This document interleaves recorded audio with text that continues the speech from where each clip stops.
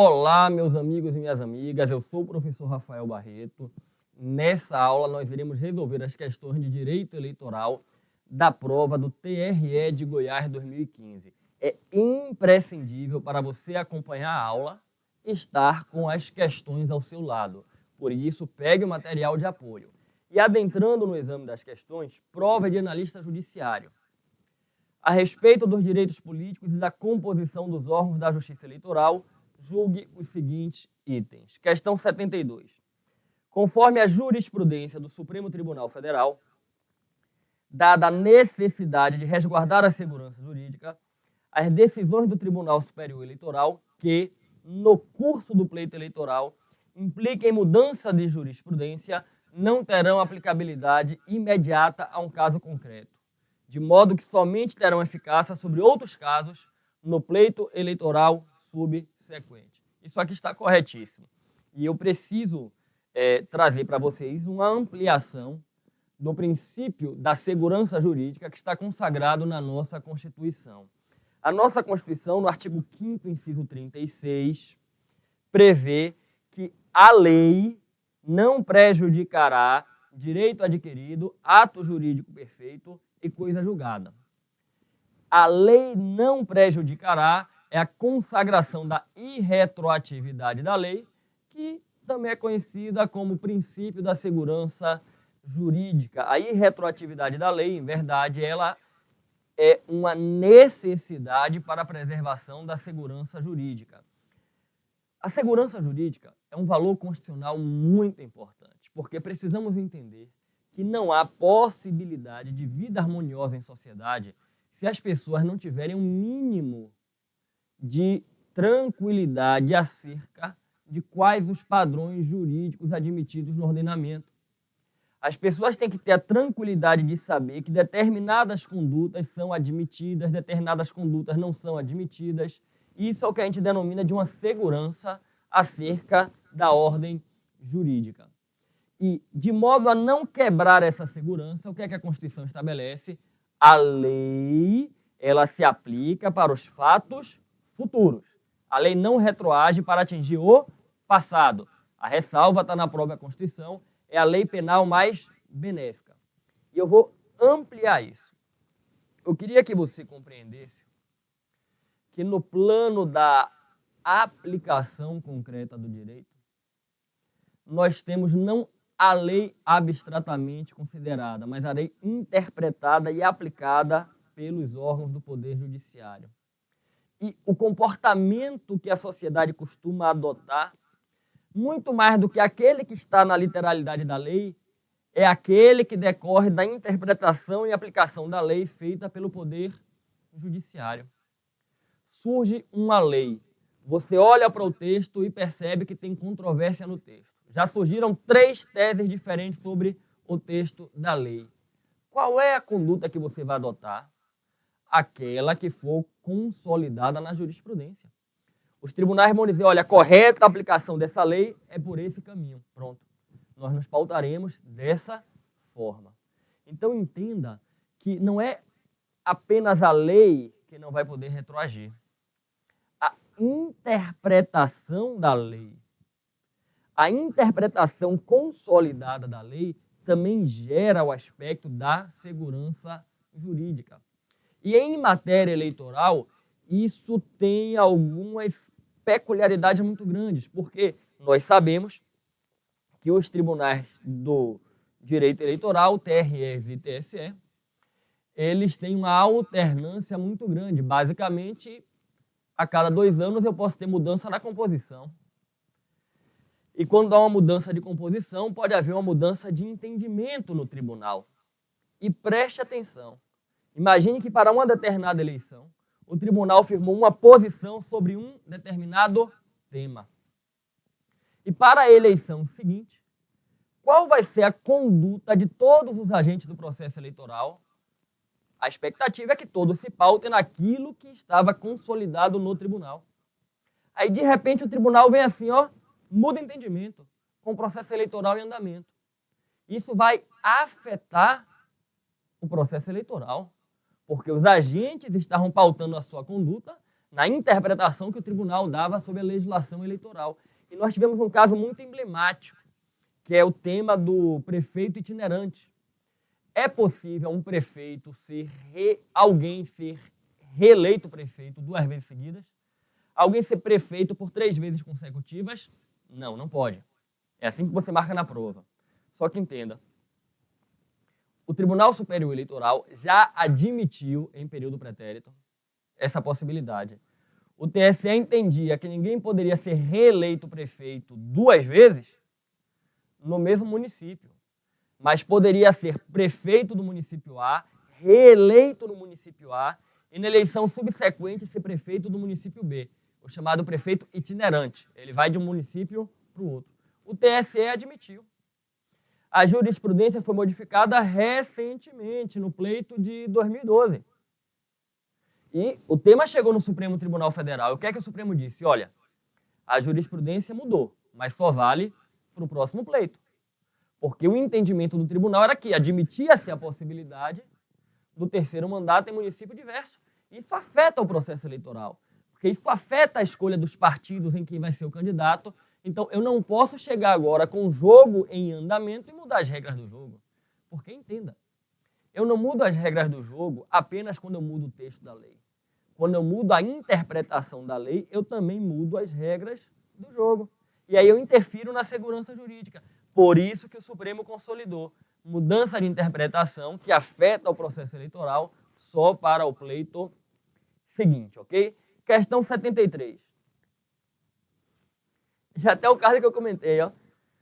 Nos termos da jurisprudência do Supremo, o cidadão que exercer 2 mandatos consecutivos como prefeito de um determinado município ficará inelegível para o cargo da mesma natureza em qualquer outro município. Correto. Não pode ser prefeito 3 vezes seguidas, a hipótese do prefeito itinerante. Vamos avançar. Julgue os itens subsequentes relativos a alistamento e domicílio eleitoral. Segundo a jurisprudência do Tribunal Superior Eleitoral, domicílio eleitoral não se confunde necessariamente com domicílio civil. A circunstância de o eleitor residir em um determinado município não constitui obstáculo para que concorra como candidato a um cargo eletivo em outra localidade, se nela for inscrito e mantiver vínculos políticos e econômicos. Gente, verdade, isso está corretíssimo. Eu preciso recordar a vocês que domicílio eleitoral é uma das condições de elegibilidade. Na nossa Constituição, no artigo 14, parágrafo 3º, estão as condições de elegibilidade, uma delas é o domicílio eleitoral. Quem quer disputar uma eleição para vereador tem que ter domicílio eleitoral no município que pretende disputar a vaga. Perfeito. E o conceito de domicílio eleitoral é mais amplo que o de domicílio civil. O domicílio civil, ele nos dá aquela ideia de residência com intuito de permanência. É o lugar onde a pessoa reside com o ânimo de ali permanecer. O domicílio eleitoral não, ele é muito mais elástico. O domicílio eleitoral corresponde ao lugar em que a pessoa está inscrita como eleitor. Aonde está o seu título eleitoral? Por exemplo, vamos imaginar que você está aqui assistindo essa minha aula em Minas Gerais. Você mora em Minas Gerais há alguns anos, mas você veio da Paraíba. E o seu título de eleitor continua vinculado à Justiça Eleitoral da Paraíba. Seu domicílio civil atualmente é Minas, mas seu domicílio eleitoral é a Paraíba. É o lugar em que você está inscrito na Justiça Eleitoral. E o Tribunal Superior Eleitoral, a doutrina eleitoral, o mundo do direito eleitoral admite, para fins de fixação do domicílio, a existência de um vínculo um pouco mais fluido. Basta que a pessoa tenha com aquela localidade algum vínculo político, social, econômico, profissional. Então você não precisa necessariamente estar residindo ali. Vamos pegar um exemplo de 2 municípios que são limítrofes, Rio de Janeiro e Niterói.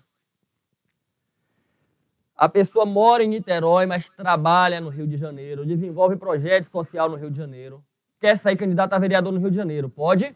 Pode. Mas é preciso que o seu domicílio eleitoral esteja fixado no Rio de Janeiro. Tem que, se tiver em Niterói, tem que transferir, mudar o domicílio eleitoral. E aqui eu chamo a atenção de um detalhe. Para que a pessoa tenha domicílio eleitoral no lugar, além de ter um vínculo político, social, econômico, profissional, precisa ter um endereço. Vai ter que ter uma sede, vai ter que ter um endereço naquela localidade, ok? E aproveito para lembrar que, conforme a lei das eleições, o domicílio eleitoral tem que estar fixado na circunscrição do pleito 1 ano antes da disputa eleitoral. Então, no meu exemplo, a pessoa que tem domicílio eleitoral no Rio, em Niterói e quer sair candidata a vereador no Rio de Janeiro, porque faz projetos sociais lá, pelo menos 1 ano antes da eleição, tem que, na Justiça Eleitoral, mudar o seu domicílio. Questão 75. Alistamento eleitoral e o voto são facultativos para os analfabetos, verdade. Para os portadores de necessidades especiais, errado. Para os maiores de 70 anos de idade, verdade. E para os maiores de 16 e menores de 18, verdade. A questão está errada pela inserção dos portadores de necessidade especial. Aqui a Constituição, no artigo 14, parágrafo 1º, que estabelece para quem o alistamento é obrigatório e para quem ele é facultativo. É facultativo para analfabeto, para quem tem entre 16 e 18 anos e para quem tem mais de 70 anos. Ok? Bacana? Vamos prosseguir. As próximas questões envolvem a parte de direito penal eleitoral. No que concerne a crimes eleitorais e processo penal eleitoral, julgue os itens que se seguem. No processo eleitoral, ao contrário do que ocorre no rito ordinário, é inadmissível o oferecimento de queixa-crime em ação penal privada subsidiária. Ainda que o Ministério Público não tenha oferecido denúncia, requerido diligências ou solicitado arquivamento do inquérito policial. Gente, está errado. Primeiro eu quero lembrar a vocês que a legislação eleitoral ela é muito escassa em matéria de processo penal. A gente segue subsidiariamente a legislação processual penal comum. E a questão da ação penal privada subsidiária da pública tem fundamento na Constituição. A própria Constituição instituiu a ação penal privada subsidiária da pública. Então, isso aqui não tem o menor cabimento. Admite-se, sim, a ação penal privada subsidiária no âmbito do direito eleitoral. Questão 77.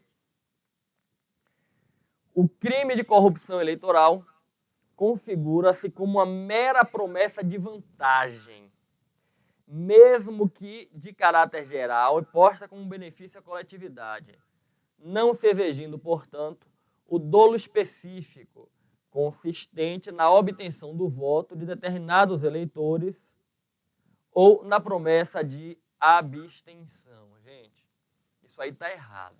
O crime de corrupção eleitoral está lá no artigo 299 do Código Eleitoral. E o TSE tem jurisprudência consolidada que para que se verifique esse tipo penal, é preciso haver o dolo específico do agente. A vontade de obter ou dar o voto ou prometer a abstenção. Para que se configure a corrupção eleitoral, que está lá no código, dar, oferecer, prometer, solicitar, receber dinheiro, dádiva, com o fim de obter o voto ou prometer uma abstenção. Tem que haver essa intencionalidade. Aliás, a própria definição do tipo no texto está expressa que é para obter ou dar o voto e conseguir ou prometer a abstenção. Já está no próprio texto que tem uma finalidade. Então tem que haver a intencionalidade da conduta, ok? Então está errada essa proposição. Vamos avançar. Julgue os itens a seguir a respeito da propaganda eleitoral e das condutas vedadas aos agentes públicos. A gente vai para a lei das eleições.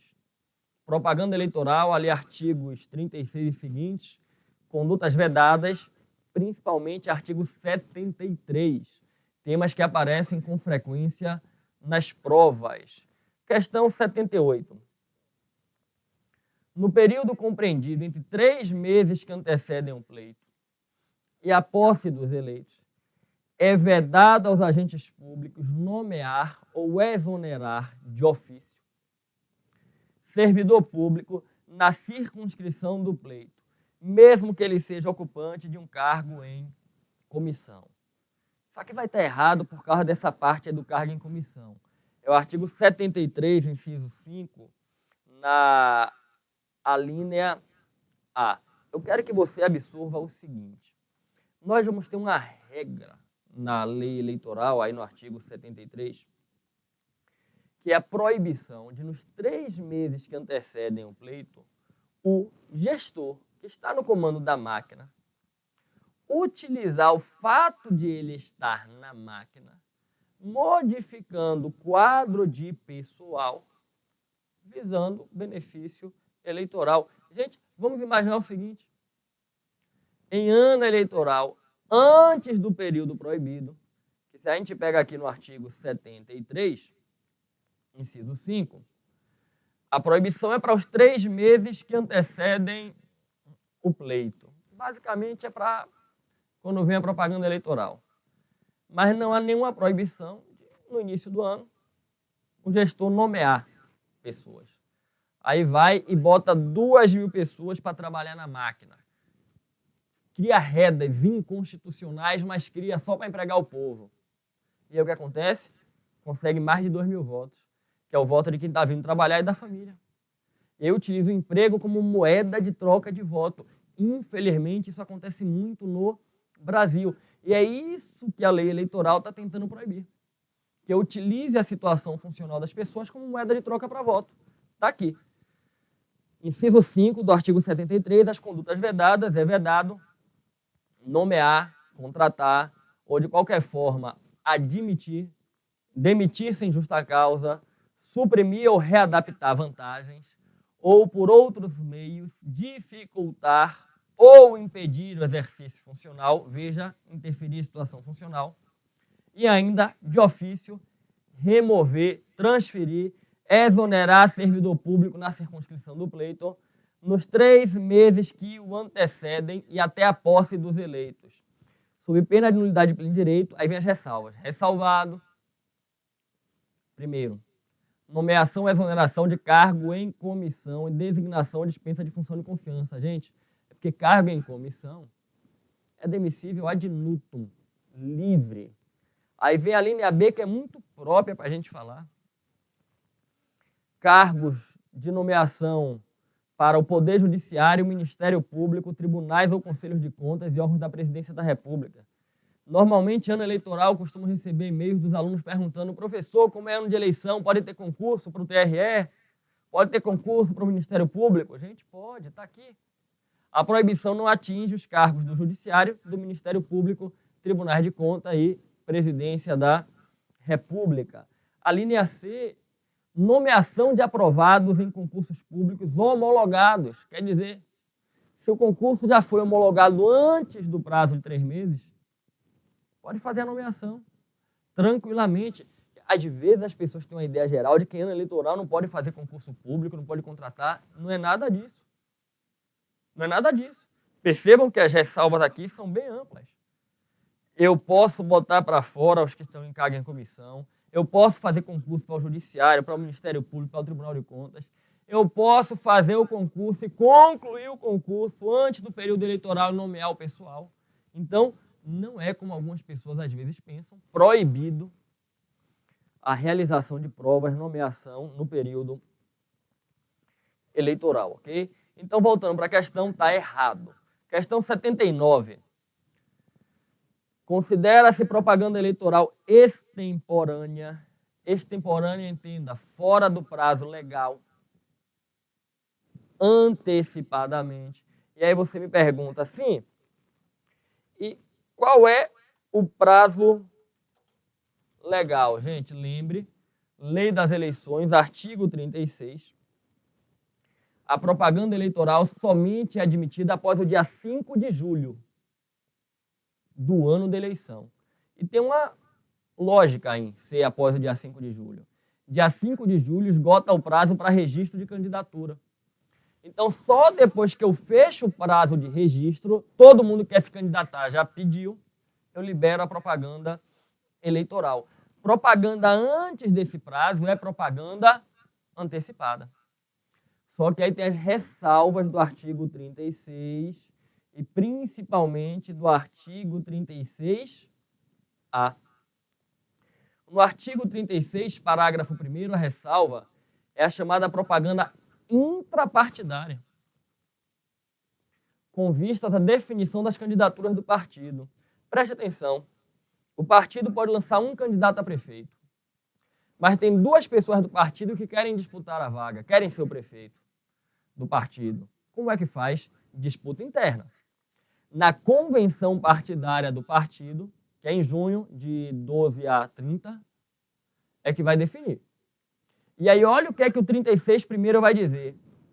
Na quinzena que antecede a convenção partidária, eu admito a propaganda eleitoral intrapartidária entre os membros do partido que vão disputar a candidatura. Tipo assim, esses dois que estão disputando a vaga de candidato a prefeito pelo partido podem fazer propaganda intrapartidária. Vedada a propaganda no rádio, televisão e outdoor. É uma questão interna para os membros do partido, ok? Já no artigo 36A, que as provas adoram perguntar, eu tenho várias condutas que não são consideradas propaganda eleitoral antecipada e podem ser divulgadas nos meios de comunicação, inclusive na internet, como, por exemplo, a participação em entrevistas, programas no rádio, na TV, na internet, expondo plataforma política, desde que não faça pedido de voto. Desde que não faça pedido de voto. Porque a gente sabe que existe um prazo para a definição das candidaturas. Em junho do ano eleitoral, temos a convenção partidária. E com a convenção partidária, o partido define quem é o seu candidato. Mas, na prática, muito antes, já se sabe quem são os possíveis candidatos. E aí você chega, por exemplo, em maio, e um grande partido já tem o seu candidato definido. Só precisa homologar na convenção partidária. Só que ele não pode dizer, eu sou o candidato, porque não está formalizado. Só que já há um interesse da sociedade, dos meios de comunicação, em ouvi-lo. E aí querem chamar ele para um programa de televisão. Veja qual é a plataforma política do seu partido. Ele tem que ter muito cuidado. Ele não é formalmente candidato. Se ele se coloca como candidato, pede voto, ele está praticando propaganda eleitoral antecipada e vai tomar uma multa. Ele tem que ir lá falar da plataforma política do partido. Se ele eventualmente for o candidato e eventualmente ganhar, o governo vai seguir nessa linha, mas não pode jamais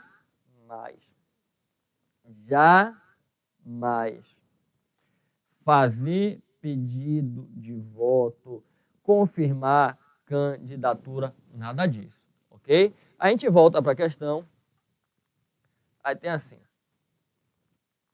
como regra geral, considera-se propaganda eleitoral extemporânea a manifestação veiculada nos 3 meses anteriores ao pleito. Verdade, só pode a partir do dia 6 de julho, agosto, setembro, outubro. Verdade.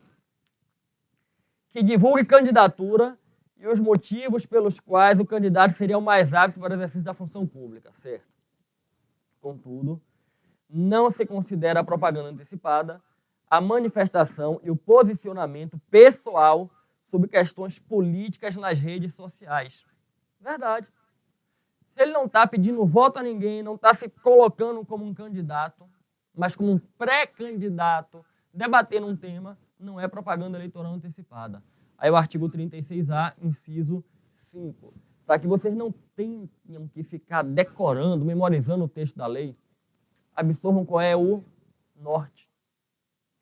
Todo mundo já sabe quem é o candidato do partido. Só que ele não pode dizer, eu sou o candidato, porque a lei só me permite dizer que eu sou candidato depois da convenção partidária. Então, se antes disso eu falar que eu sou o candidato, eu vou tomar uma multa. Então, o que acontece? Ele é um pré-candidato, que está ali participando como um pré-candidato, se posicionando sobre temas e sem falar da candidatura e sem pedir voto. É nessa linha, pode, não tem propaganda eleitoral, ok? Gente, vamos prosseguir. E pegar aqui agora a prova de analista administrativo.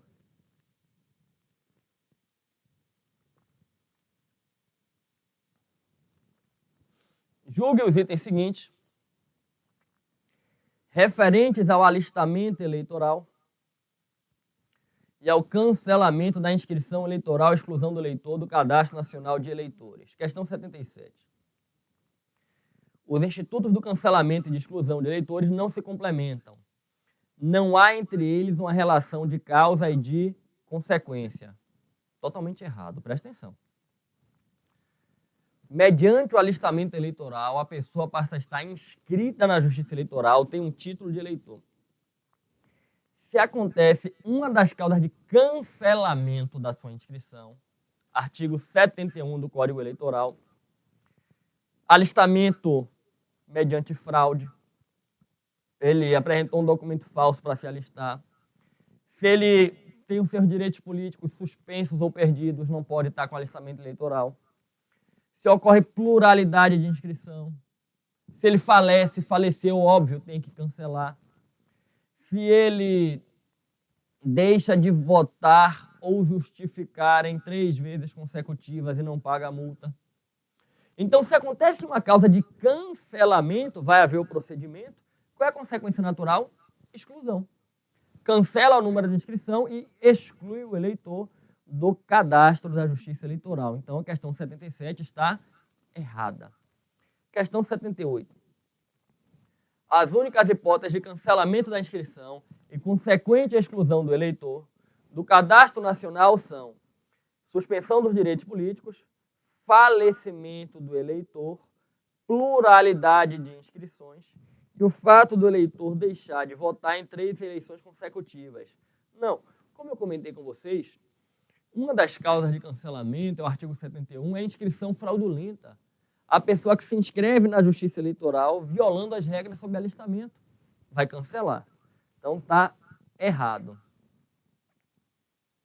Questão 79. Alistamento eleitoral é o ato jurídico pelo qual a pessoa natural adquire, perante a Justiça Eleitoral, capacidade eleitoral ativa e passa a integrar o corpo de eleitores de determinada zona e seção eleitoral. Perfeito. Alistamento é o ato, é também um procedimento, porque é um procedimento onde o Ministério Público se manifesta, onde um partido pode impugnar, onde o juiz tem que decidir, cabe recurso.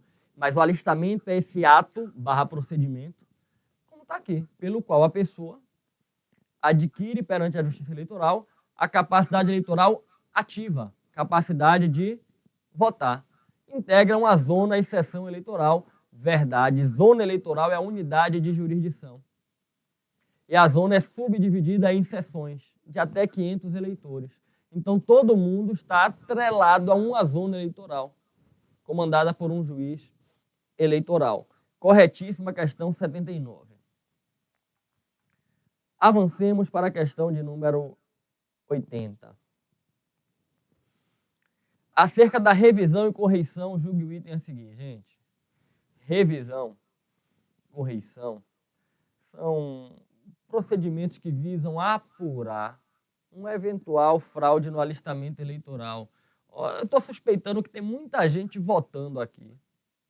Tem quase mais gente votando do que gente nos dados do IBGE. Como é que pode? Havendo suspeitas de que tem alguma fraude no alistamento, no cadastro eleitoral, a Justiça Eleitoral pode fazer o procedimento de revisão do eleitorado.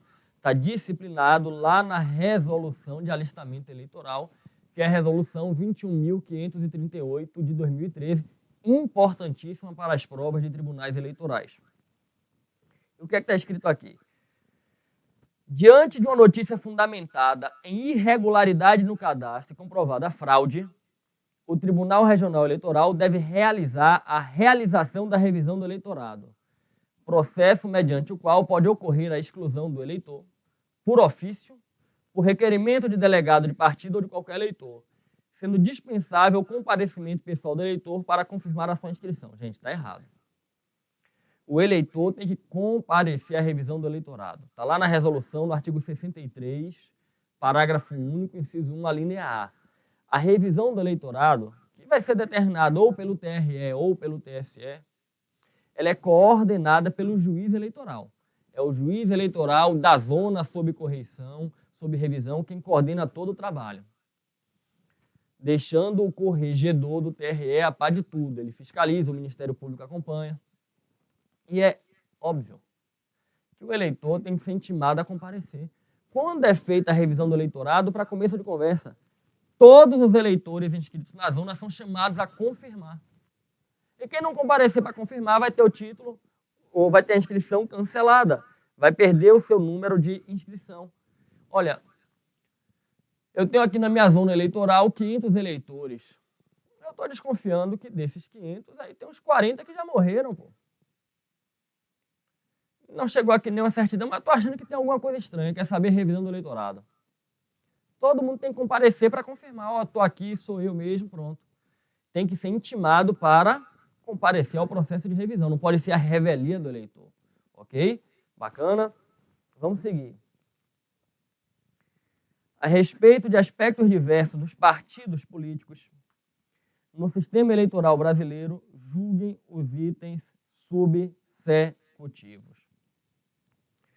Para ter o seu registro efetivado e o seu caráter nacional comprovado, o partido deve alcançar o denominado apoiamento mínimo de eleitores, comprovado por certidões que devem ser lavradas no prazo máximo de 15 dias após a conferência por semelhança pelos escrivães eleitorais. Gente, presta atenção. A Constituição estabelece que os partidos políticos devem ter caráter nacional. Está lá na Constituição, lá no artigo 17. Partido político tem que ter caráter nacional. Maravilha. O que é caráter nacional? A Constituição não definiu. A lei dos partidos políticos, Lei 90, 96 e 95, no artigo 7º, parágrafo 1º, vai estabelecer. O caráter nacional é comprovado pelo apoiamento de eleitores, correspondente a 0,5% dos votos dados na última eleição geral para a Câmara, distribuídos em pelo menos 1/3 dos estados, então em 9 estados, sendo que em cada um deles tem que ter um apoio de 0,1%, 1/10% do eleitorado. Então, como é que funciona? Vamos criar um partido novo. Tem que ter apoio. Assinatura, e não é uma assinatura simples não, gente. São listas organizadas indicando o número de inscrição eleitoral, a zona eleitoral, que tem que ser confirmadas pela Justiça Eleitoral. O escrivão eleitoral pega essa lista e confirma. Não, realmente essa pessoa que deu apoio é eleitor daqui dessa zona eleitoral. Então você tem que ter apoio de 0,5% do eleitorado que votou para a Câmara, não computados votos brancos e nulos, distribuídos em 9 estados, em cada estado pelo menos 0,1% dos eleitores votantes. E aí qual é o grande detalhe? A questão estabelece que o escrivão eleitoral ele tem que certificar aquelas listas num prazo máximo de 15 dias. E é exatamente isso que está na Lei dos Partidos, no artigo 9º, parágrafo 2º. Está aqui. Artigo 9º, vou começar com o parágrafo 1º. A prova do apoiamento mínimo de eleitores é feita por meio de suas assinaturas, com menção ao título eleitoral, em listas organizadas para cada zona eleitoral, sendo a veracidade das assinaturas e o número de título atestados pelo escrivão eleitoral. Então, o partido cria listas para cada zona eleitoral e vai pedindo apoio. Submete ao escrivão para certificar.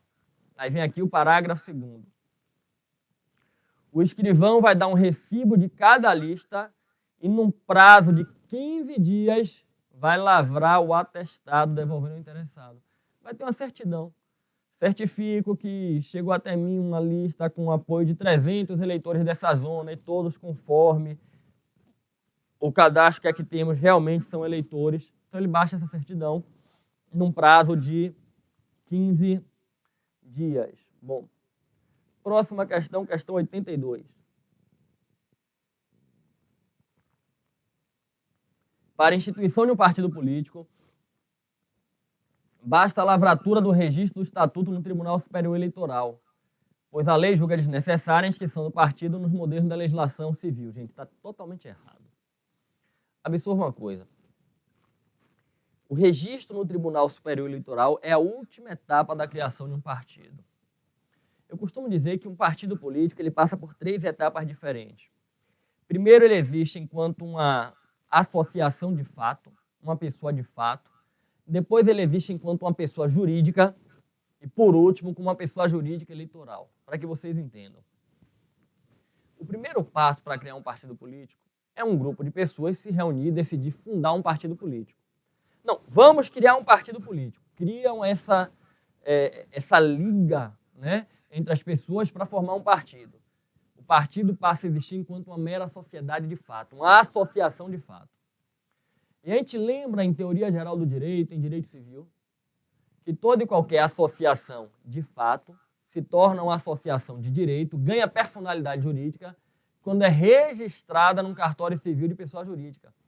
Que é exatamente o que vai acontecer. Eu pego esse meu partido de fato e registro num cartório civil, para adquirir a personalidade jurídica na forma da lei civil.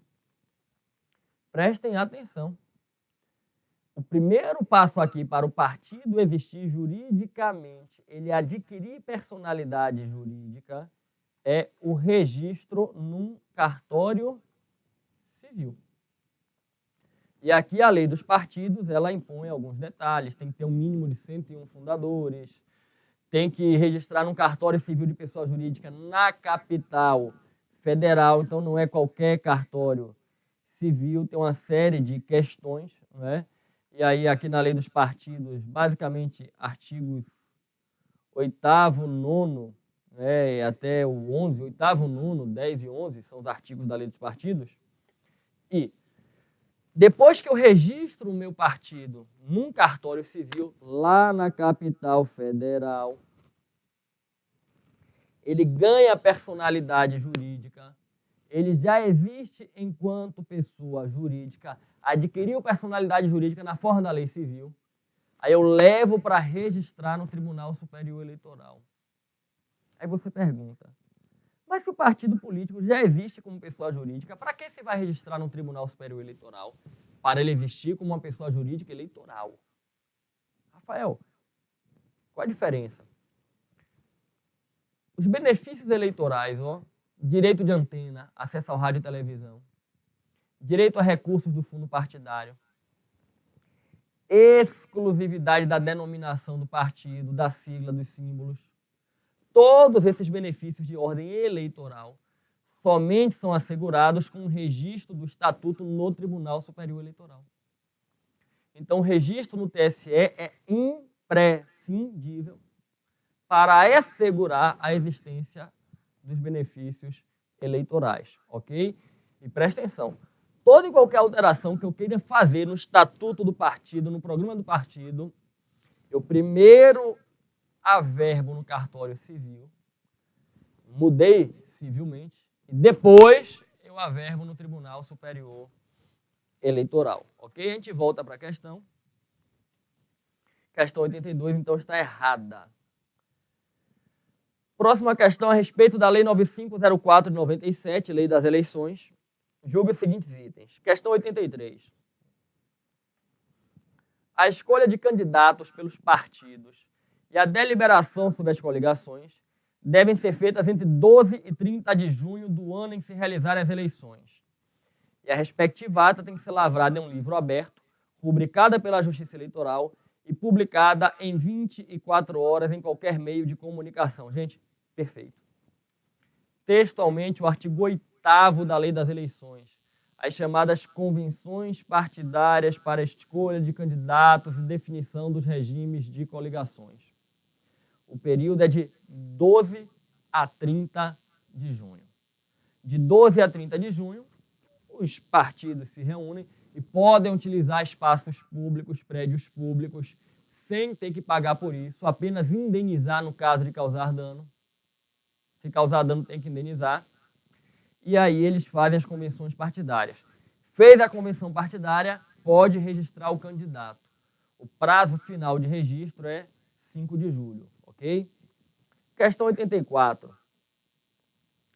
A lei cria reserva de vaga para ambos os sexos, homem e mulher, ao determinar que cada partido político ou coligação, ao realizar o registro de candidatura, deve preencher o mínimo de 30% e o máximo de 70% de candidatura de cada sexo.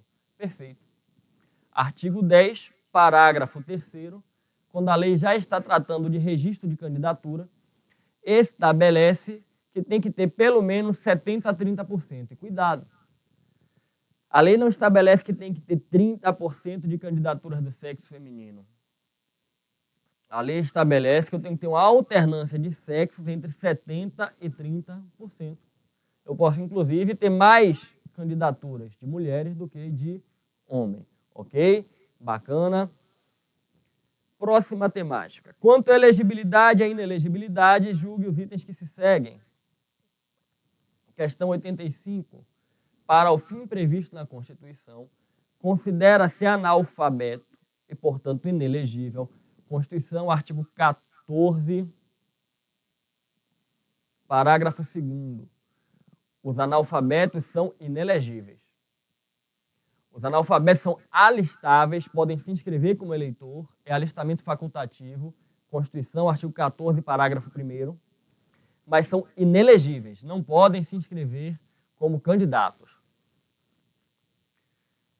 Para os fins previstos na Constituição, considera-se analfabeto e, portanto, inelegível aquele que, mesmo sabendo ler e escrever frases simples, não tem as habilidades necessárias para satisfazer as suas demandas pessoais cotidianas e para se desenvolver pessoal e profissionalmente. Gente, está errado.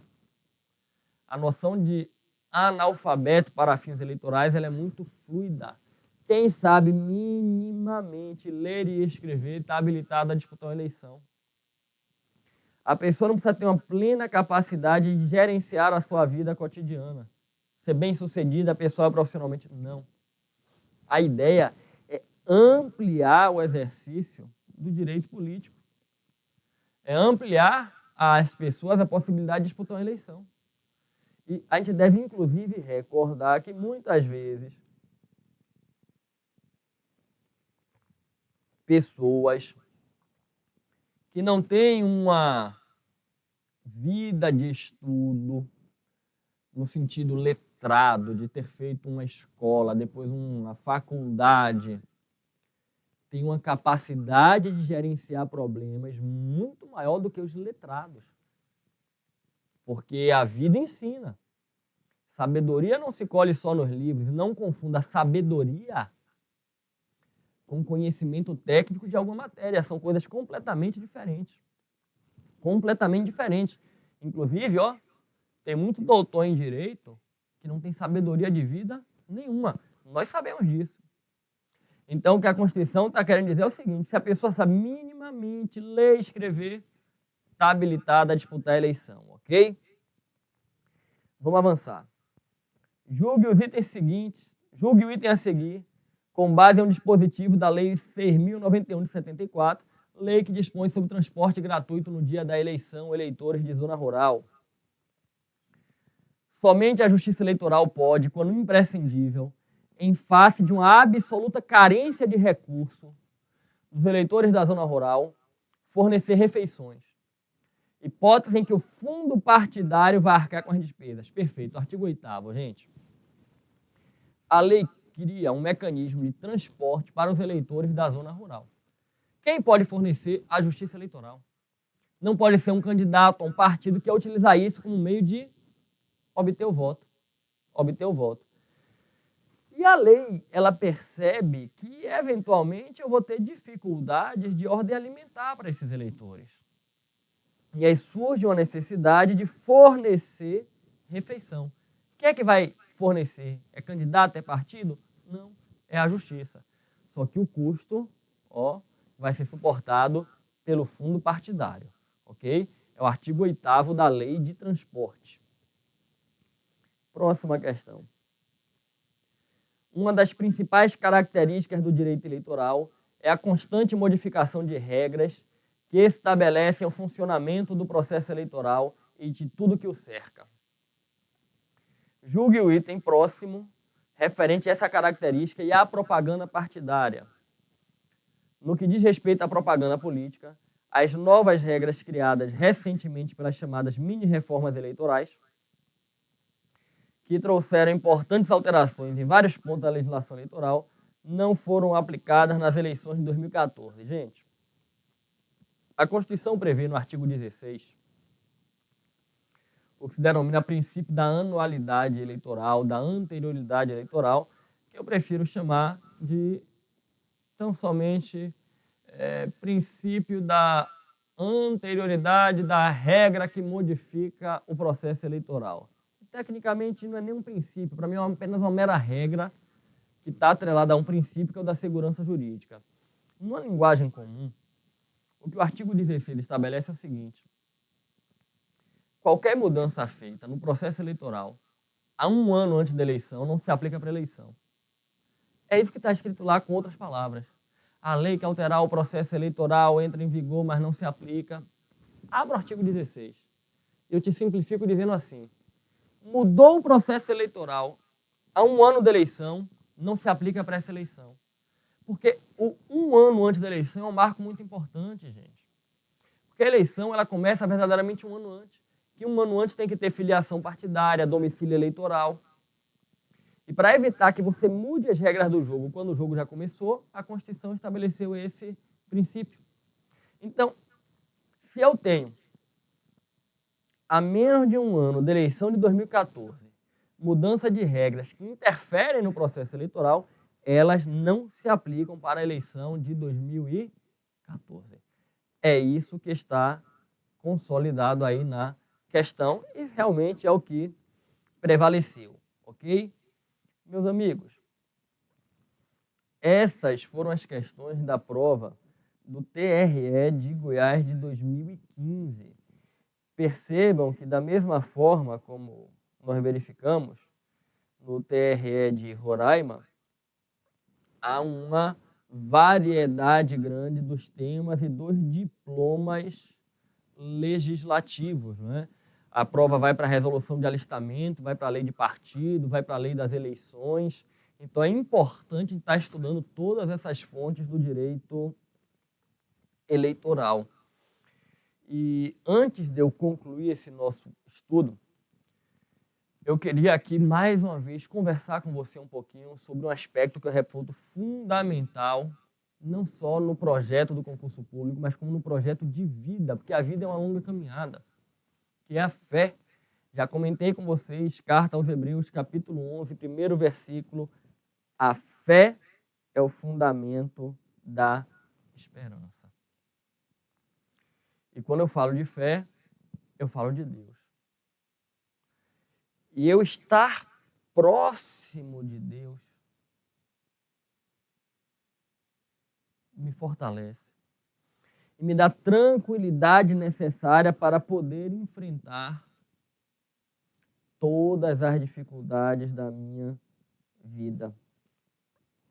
E eu queria fazer uma partilha agora com vocês de uma passagem da Bíblia que está na carta aos Romanos, né? São Paulo, carta aos Romanos, capítulo 5, porque ela reflete uma situação que é muito comum em quem está se preparando para concurso público. Várias vezes eu já fui procurado por alunos para conversar sobre as dificuldades que estão enfrentando na vida, que não tem nada a ver necessariamente com o estudo para concurso público, mas que afetam a sua preparação para o concurso público.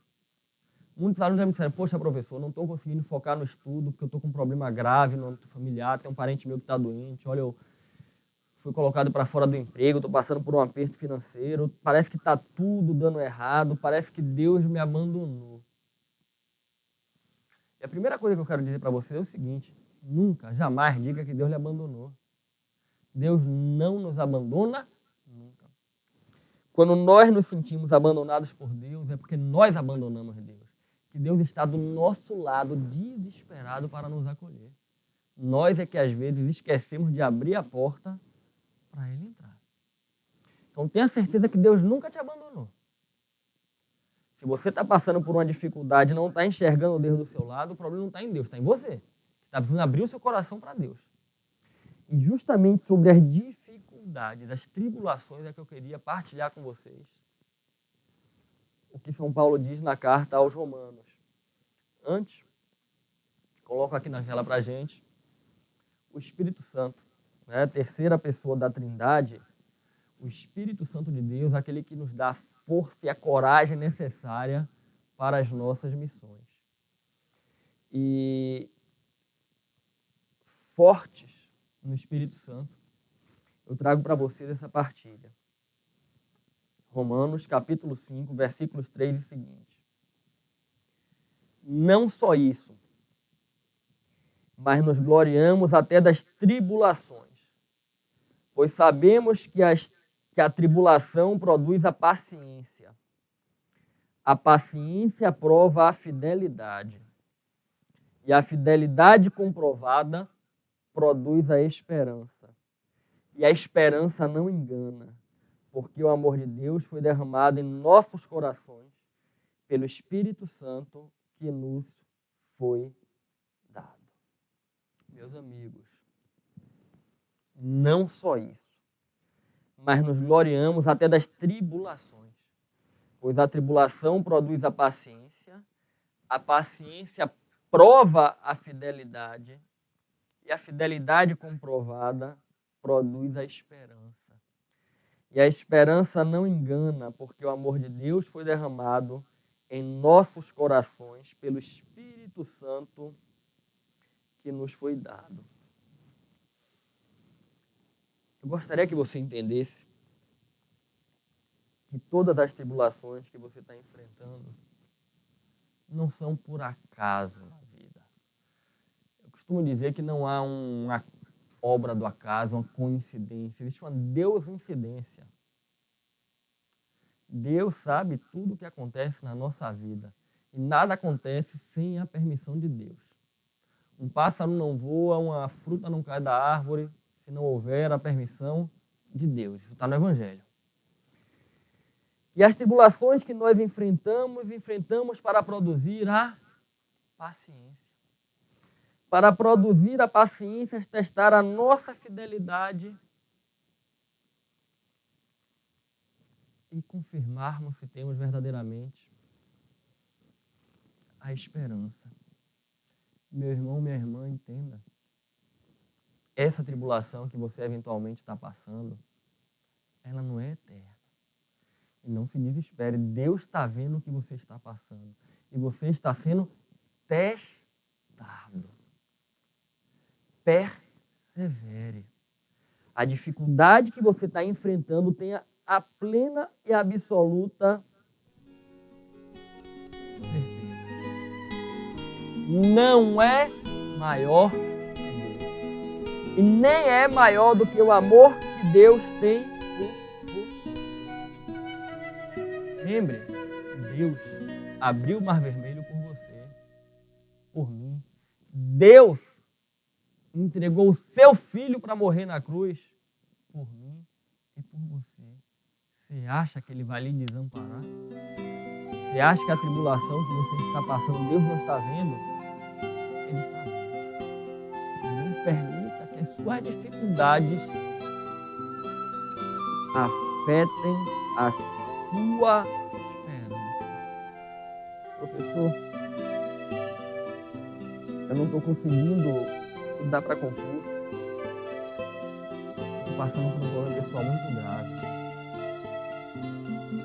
Todos nós passamos por problemas pessoais. A diferença é a maneira como nós enfrentamos os nossos problemas. Eu enfrento sempre com Deus. Eu entrego o meu problema a Jesus. Eu pego o meu fardo, que é pesado, e divido com ele. Ele disse: meu jugo é leve, sou manso e suave, traga o seu fardo para mim. E Ele, com esse coração misericordioso, Ele me fortalece. E é somente por Ele que eu consigo enfrentar a tribulação, produzindo a paciência. Deus me ensinou a ter a paciência necessária para enfrentar as minhas dificuldades. E eu aprendi que o meu tempo, o tempo do homem, não é igual ao tempo de Deus. O povo de Deus foi libertado da opressão do faraó no Egito. Perambulou por 40 anos no deserto. Não foram 40 dias, como as pessoas gostariam que fosse. O tempo de Deus é diferente. O nosso tempo é o cronos, o de Deus é o Kairos. E o Kairos acontece na nossa vida quando Deus entende que é o momento dele. Então, meu irmão, não fraqueje na tribulação, não desanime na tribulação. Fortaleça a sua tribulação existe para produzir em você a paciência, provar a sua fidelidade ao seu. Você quer passar na prova? Não é porque você já foi reprovado muitas vezes que você vai desistir. Se você quer passar na prova, isso é importante para você passar na prova, e Deus está vendo isso, você vai passar na prova. Persevere. Não desista. Jamais. Abra a sua vida para a palavra. Busque nela a sabedoria necessária. Meu irmão, minha irmã, eu gostaria de agradecer profundamente por dedicar o seu tempo para me assistir aqui falando de direito eleitoral. Nós resolvemos nessa aula as questões da prova do TRE de Goiás. Teremos ainda outras aulas resolvendo questões de outras provas. Eu rogo que você seja firme na fé. Mais do que isso, que você aumente a sua fé. Que você diga: Senhor, eu creio, mas aumenta a minha fé. Senhor, eu creio, mas aumenta a minha. Firme na fé, você fica também firme no estudo. Como eu costumo colocar sempre para os alunos e está no meu site. Nunca desista do sonho. Se esforce, tenha fé em Deus, que o resultado chega. Queridos, a gente se encontra na próxima aula. Jesus Cristo, Fernando Cate, nós vamos.